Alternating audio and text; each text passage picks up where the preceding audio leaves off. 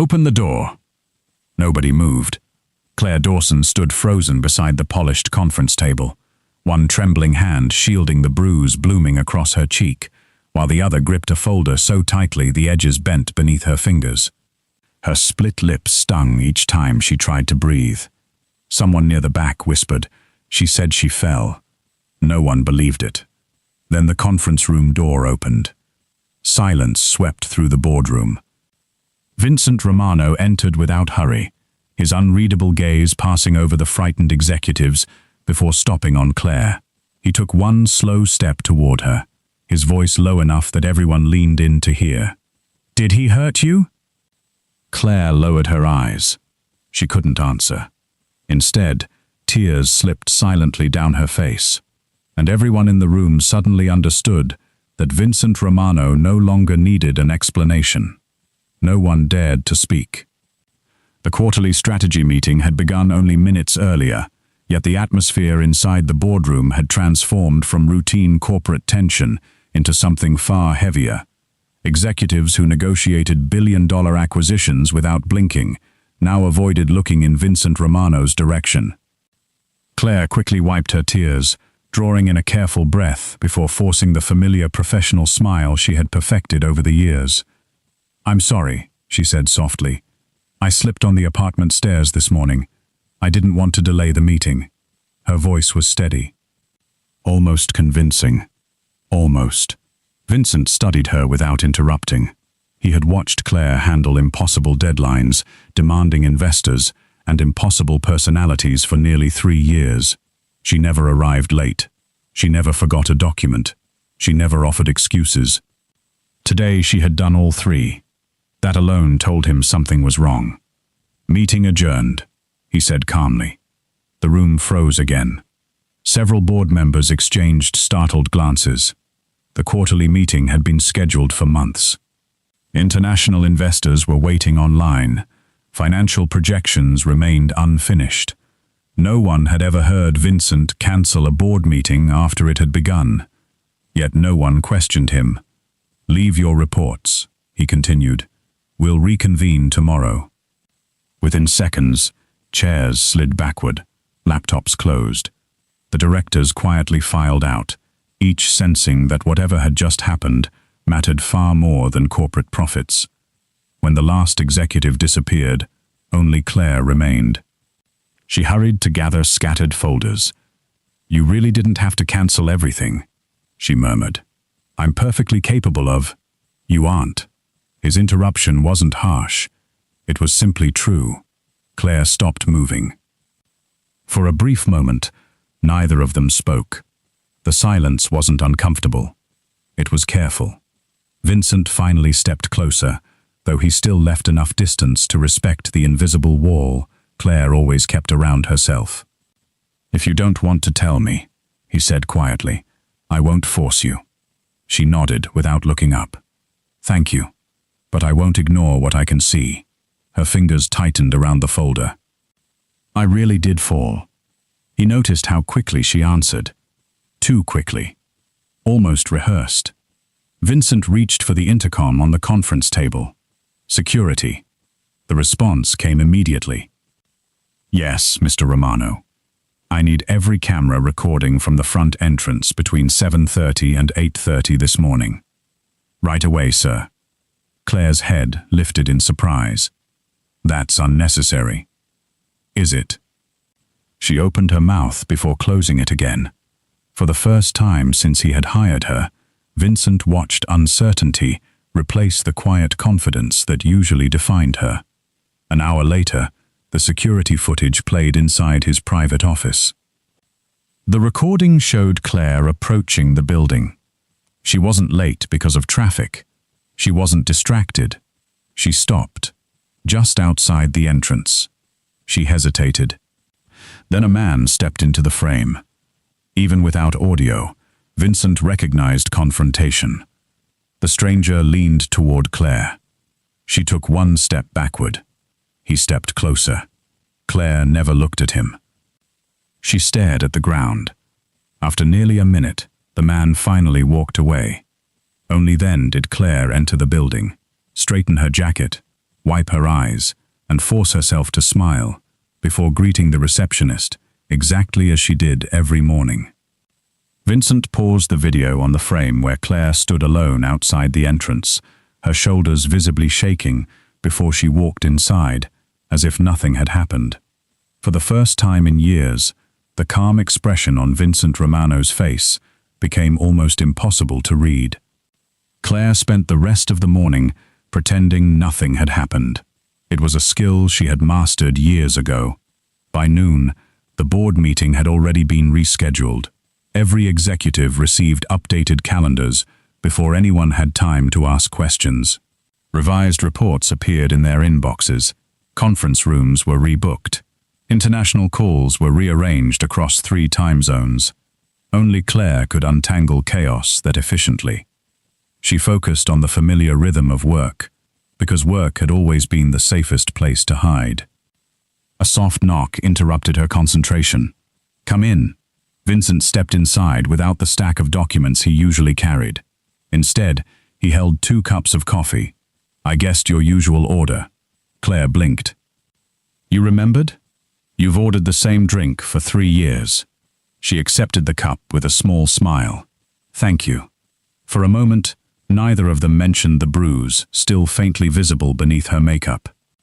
Vincent sat across from her desk, instead of behind it. The man outside. Claire's smile disappeared. "You know about him. I saw the security footage." She stared at the coffee in her hands. Several quiet seconds passed before she finally spoke. "His name is Ethan. Nothing else." Vincent waited. He had learned long ago that silence often revealed more than questions. Claire slowly exhaled. "We were engaged." Another pause. "I ended it almost a year ago." She forced a weak laugh that carried no amusement. He couldn't understand why. Vincent remained still. "He always said he was trying to help me improve myself." She looked down at her hands. "He'd buy clothes that were 2 sizes too small and tell me they were motivation." Another bitter smile. "He counted calories I never asked him to count."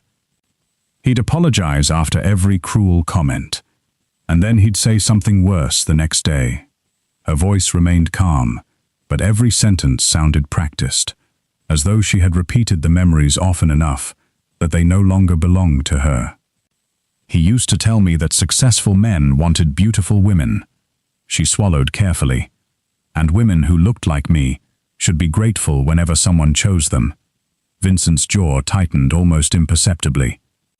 Claire continued before he could speak. "When I finally left, he laughed."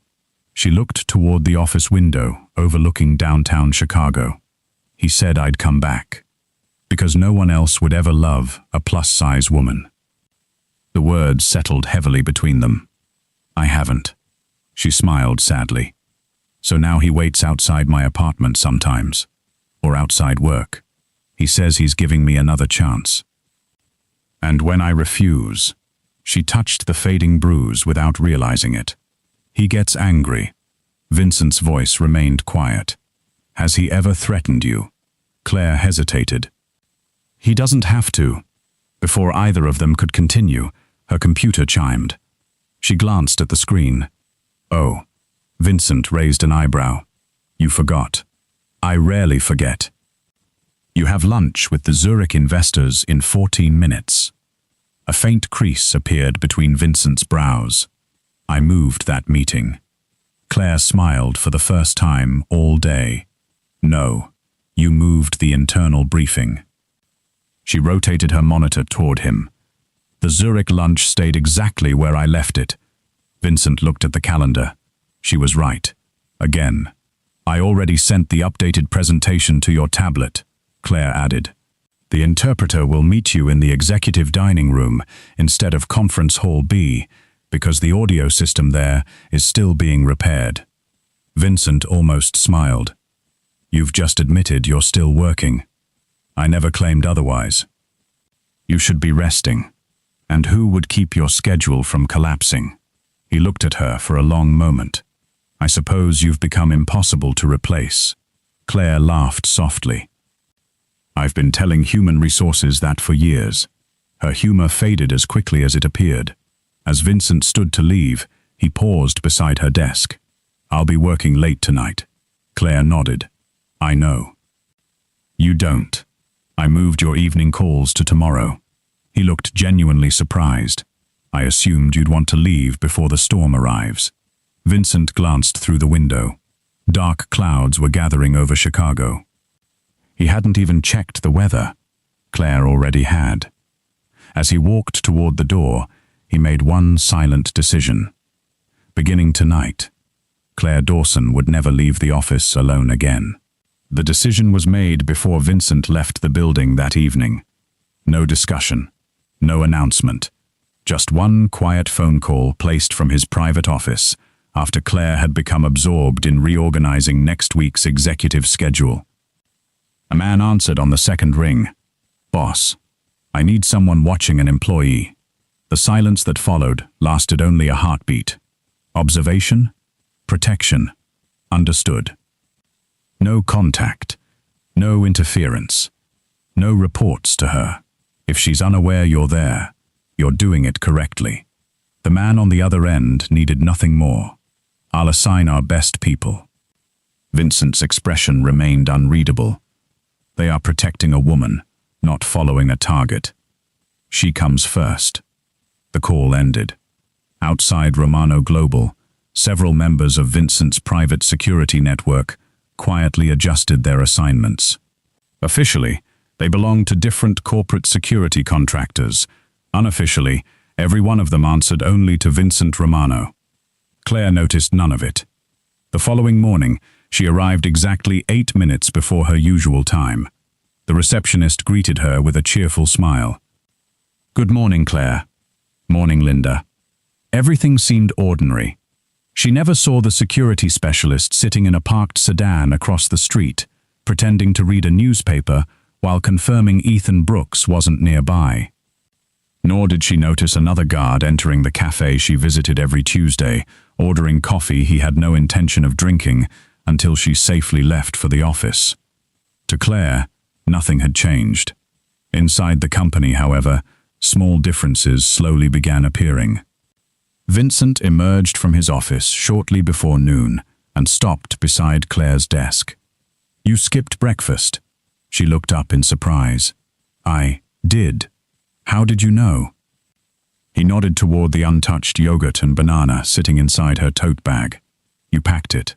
You never ate it." Claire followed his gaze before laughing quietly. "I forgot. You forget meals too often." She smiled sheepishly. "And you forget meetings. I have you. I suppose that's true." He placed a small paper bag on her desk. "Eat." She opened it. Her favorite turkey sandwich from the little bakery 2 blocks away. You remembered that too. You order it every Wednesday. Claire stared at the lunch before shaking her head in amused disbelief. "I suddenly feel very predictable." Vincent's lips curved into the faintest hint of a smile. Reliable. The distinction made her unexpectedly happy. Throughout the week, similar moments continued. He asked whether she had slept well after noticing the faint shadows beneath her eyes. He postponed a late-night strategy session because she looked exhausted, claiming he needed more time to review the reports himself. When an elevator malfunction forced everyone to use the stairs, he quietly carried the heavy archive boxes before Claire could lift them. Each gesture seemed insignificant on its own. Together, they became impossible for others to ignore. By Friday afternoon, whispers had begun circulating through the executive floor. "I've never seen Mr. Romano ask anyone if they'd eaten." He actually waited for Claire before entering the meeting. "Did you notice he drinks coffee only after she has hers now?" The observations spread with cautious curiosity rather than gossip. Everyone respected Claire. No one dared mock her in Vincent's presence. Still, they couldn't help noticing the change. Claire noticed something entirely different. Security personnel appeared more frequently throughout the building. An additional guard stood near the underground parking garage. 2 officers now monitored the employee entrance each evening. She mentioned it while reviewing contracts with Vincent. "The company has certainly increased security," It has. Did something happen? Routine precautions. She accepted the explanation immediately. That's probably wise. Vincent watched her return to her paperwork, without another question. She never imagined those precautions had nothing to do with company policy. Every route she traveled home had already been quietly mapped.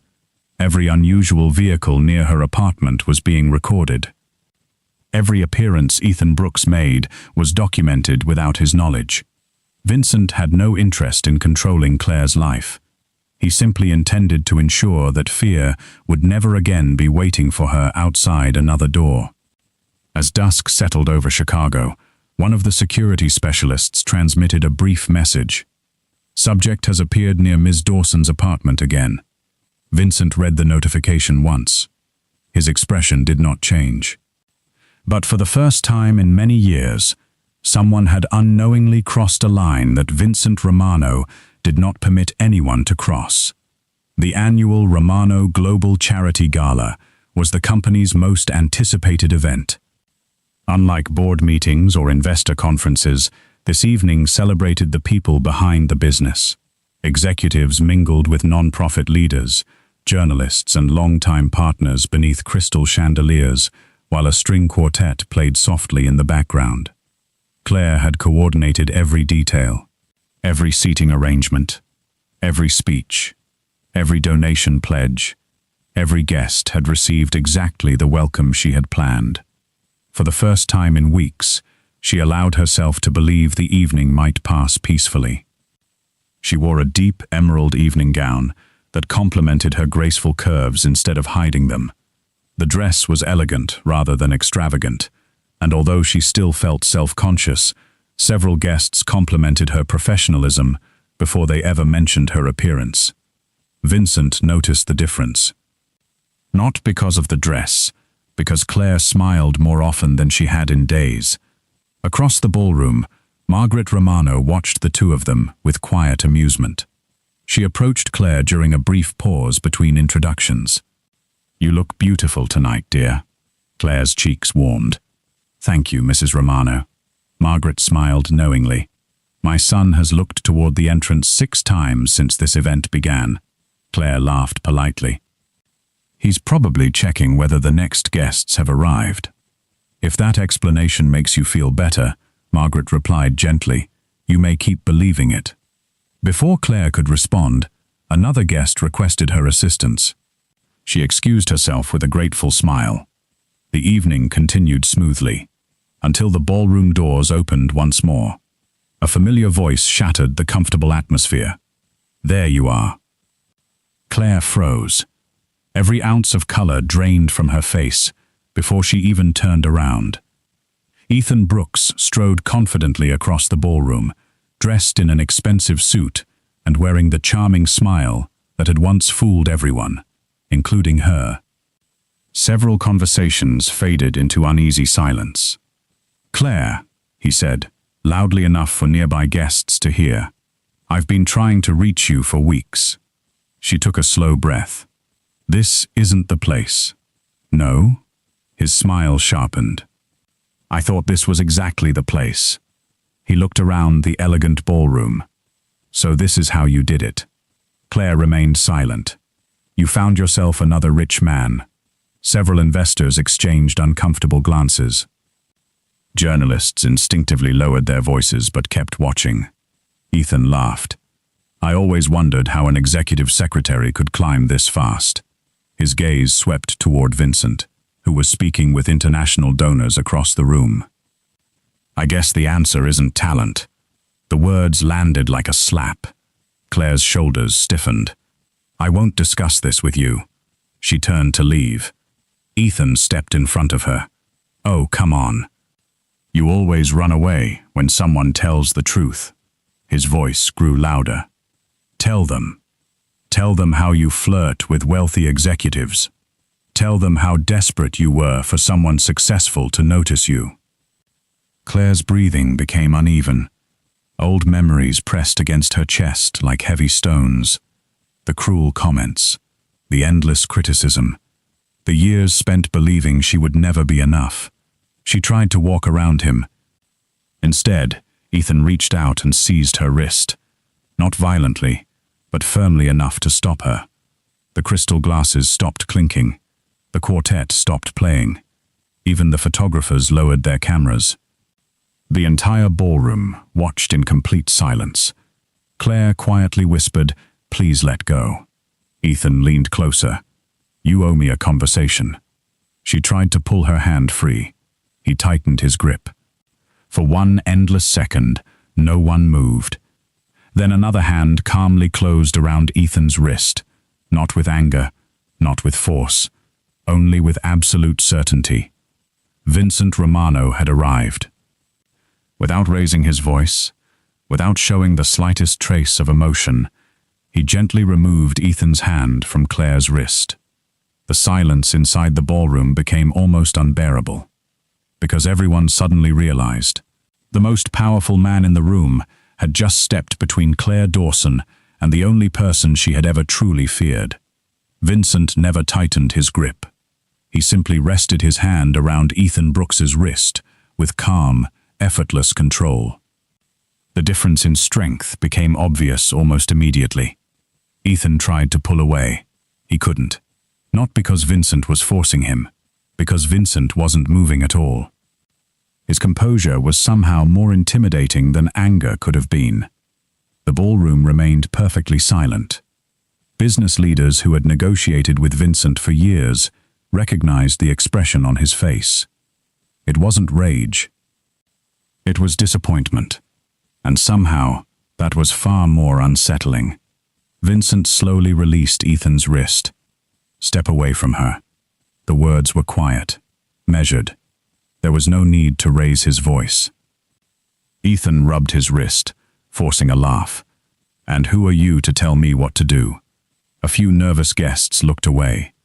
Everyone in Chicago's business world knew exactly who Vincent Romano was. But Ethan only saw a billionaire CEO. He had no idea how many people in the room instinctively held their breath whenever Vincent's expression became unreadable. Vincent answered without emotion. "I'm the man standing between you and the woman who asked you to let go." Ethan scoffed. "This is between me and Claire." Vincent turned his head slightly toward Claire. "Is that true?" Claire's eyes were still wet, but her voice no longer trembled. "No." It was a single word. Soft. Certain. Vincent looked back at Ethan. "She told you no." A pause. "You should have listened." For the first time that evening, Ethan's confidence faltered. "You don't understand. We were engaged. We have history." Vincent nodded once. "So does every victim of emotional abuse." The sentence landed with devastating precision. Several executives lowered their eyes. They remembered the offhand jokes they had heard over the years, the comments about Claire's appearance, the assumptions that she had succeeded only because she was agreeable. They had never joined in, but they had never stopped it either. The weight of their silence suddenly felt unbearable. Ethan forced another smile. "You actually believe she's special?" Vincent answered immediately. "I know she is." The certainty in his voice left no room for argument. He took one small step closer. "Claire Dawson has organized this company for nearly 3 years. When investors panicked, she stabilized the schedules. When acquisitions nearly collapsed, she found solutions before most executives recognized there was a problem. When I traveled across 3 continents, she kept this company running with remarkable precision." He looked around the ballroom. "Many of you have praised Romano Global for its efficiency." His gaze swept across board members, investors, and department heads. "You were praising her." A ripple of realization spread through the crowd. Vincent continued. "Every position she has ever held here, she earned." His voice remained calm. "So let me correct something publicly." He turned toward the master of ceremonies, who stood frozen beside the stage. The announcement was scheduled for next week. It will happen tonight. The audience exchanged confused glances. The master of ceremonies handed Vincent the microphone without hesitation. Vincent faced the room. Effective immediately. Claire Dawson is promoted to Chief Executive Coordinator of Romano Global. A collective gasp echoed through the ballroom. Claire stared at him in complete disbelief. Vincent continued before anyone could react. This promotion reflects years of extraordinary work. It is not a favor. It is not sympathy. It is long overdue. Then he looked directly at Claire. So that no one misunderstands. You earned every position in this company. Long before anyone even knew my name. For a heartbeat, the ballroom remained silent. Then someone began clapping. Another joined. Then another. Within seconds, the room erupted into sustained applause. Not polite applause. Grateful applause. Several executives rose to their feet. Others followed. The standing ovations spread across the ballroom until nearly every guest was applauding. Claire pressed one trembling hand against her mouth. She had spent years believing that people only noticed her mistakes. Now hundreds of people were recognizing her achievements. Across the room, Margaret Romano quietly wiped away a tear. "I told you," she whispered to herself. "You'd see her eventually." Ethan looked around in disbelief. The attention he had hoped to steal had transformed into something entirely different. He had become invisible. Two security officers approached him with practiced professionalism. "Sir, I think it's time to leave. I didn't do anything." One guard answered politely, "You've made the lady uncomfortable." "That's enough." Ethan looked toward Claire one last time. She wasn't looking at him anymore. For the first time since they had met years ago. She wasn't afraid of losing him. She wasn't trying to convince him to understand. She simply stood beside people who already did. As security escorted Ethan toward the exit, Vincent quietly turned to Claire. "You don't have to say anything tonight." His voice softened almost imperceptibly. "You've spent too many years explaining yourself to someone who never intended to listen." Claire looked into his eyes. For the first time in a very long time, silence no longer felt like surrender. It felt like safety. The applause eventually faded. Guests returned to their conversations, though the atmosphere inside the ballroom had changed completely. People no longer looked at Claire with polite curiosity. They greeted her with genuine respect. For the first time in years, she wasn't the woman quietly standing beside the CEO.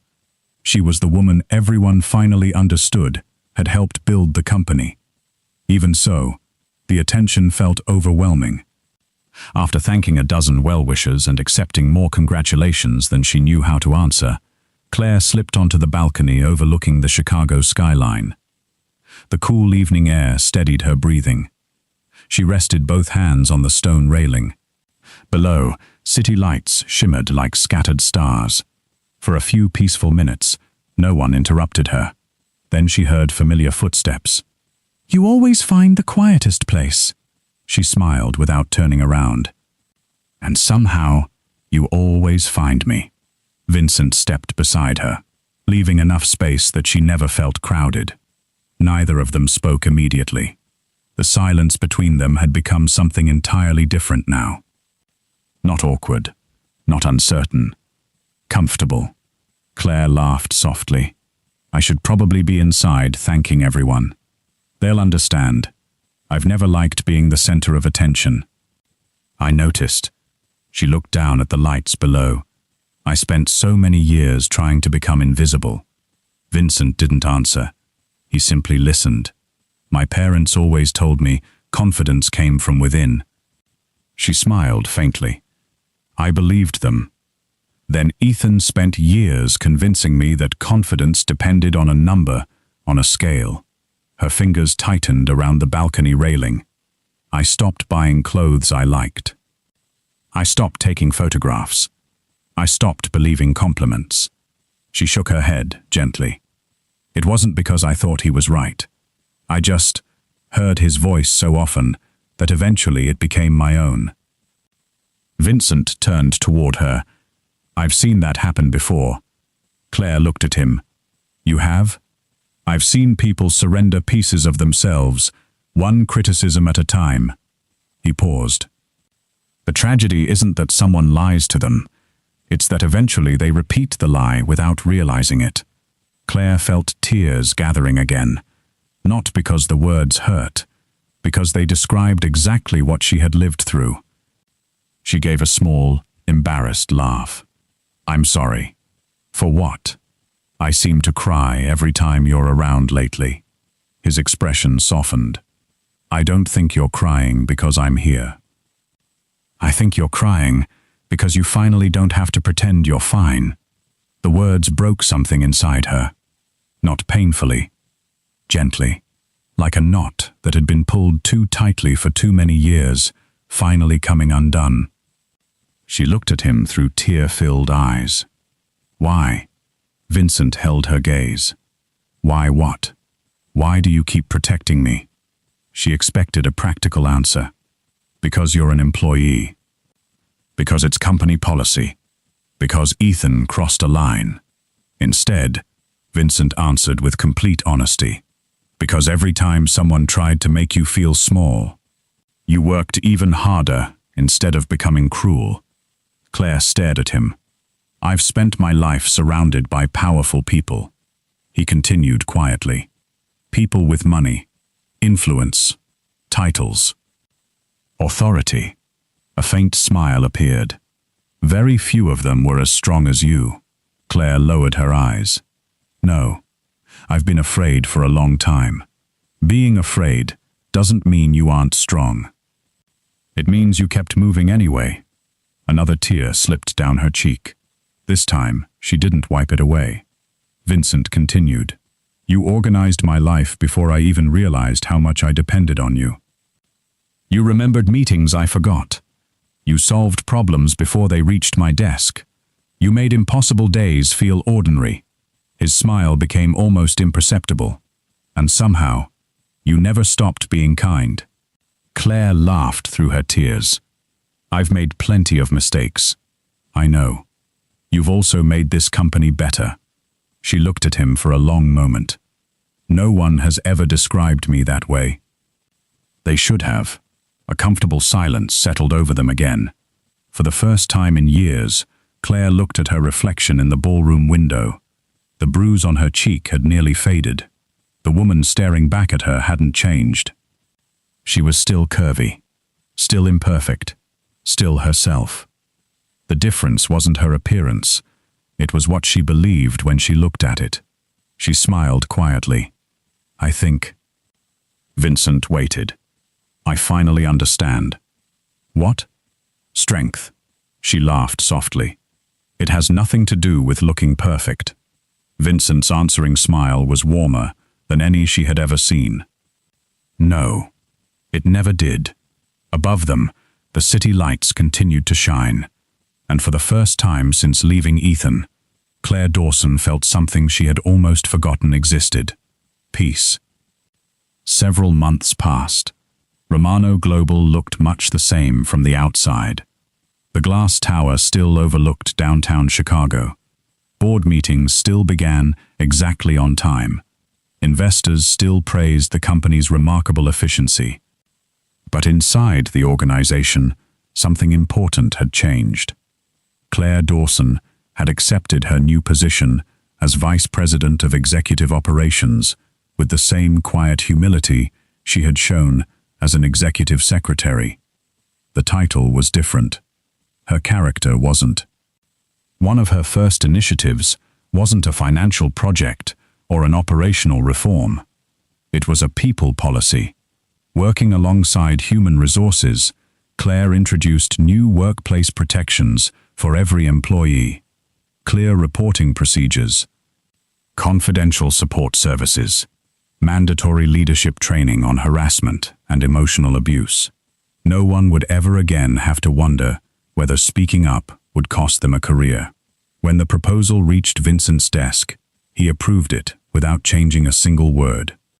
Months later, the annual shareholders' meeting filled Romano Global's largest auditorium. Following another year of record growth, reporters gathered near the stage as executives answered questions about expansion, investments, and future plans. Near the end of the conference, one journalist raised a hand. "Mr. Romano." Vincent nodded. "What made Claire Dawson different from every other executive you've worked with?" The room grew quiet. Claire, seated a few chairs away, looked down with a shy smile. Vincent didn't answer immediately. Instead, he looked toward her. There was unmistakable warmth in his eyes now. Not hidden, not uncertain. Simply honest. Finally, he spoke. "She organized my business for years." A gentle smile crossed his face. Without realizing it, she was also quietly putting my heart back together. The room fell silent, not because anyone was surprised, but because everyone suddenly understood what had been growing between them all along. Claire looked at Vincent, her eyes glistening once again. This time, there were no bruises to hide, no cruel words echoing in her mind, no fear waiting outside the office doors, only peace. Slowly, she reached across the space between them. Her fingers found his. Vincent intertwined his hand with hers naturally, as though it had always belonged there. Camera flashes illuminated the stage. Neither of them let go. Years earlier, Claire had believed she needed to become someone else before she deserved to be loved. Now she finally understood the truth. The right person had never asked her to change. He had simply seen her exactly as she was, and believed she had been extraordinary all along.